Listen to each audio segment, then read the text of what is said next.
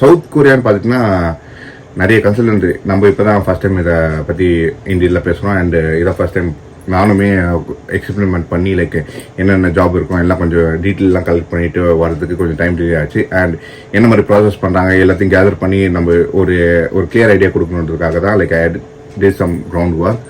So இப்போ இது முன்னாடி பேசின கன்சல்டன்ட் இது முன்னாடி பேசின கேண்டிடேட்ஸ் கிட்டலாம் சவுத் கொரியா பற்றி கேட்டால் இட்ஸ் வெரி டிஃபிகல்ட்.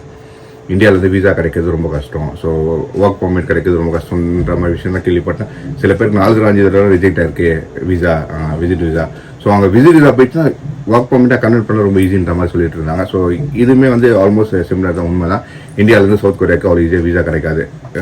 உங்களுக்கு ஒன்று ஸ்பான்சர்ஷிப் இருக்கணும், இல்லை கம்பெனி இன்விடேஷன் இருக்கணும். இது ரெண்டே இருந்துச்சுன்னா மட்டும் தான் சவுத் கொரியாவுக்கு நம்ம ஈஸியாக இந்தியாவிலேருந்து வீசாஸ் இருக்க முடியும். ஸோ மோஸ்ட்லி வந்து இந்தியாவிலேருந்து வீசாஸ் ரொம்ப ரொம்ப ரொம்ப கம்மியான ஆளுங்க தான் பண்ணிட்டு இருக்காங்க. அதுவுமே வந்து கொஞ்சம் அதிகமாக ரேட்டு கேட்டு தான் பண்ணுறாங்க.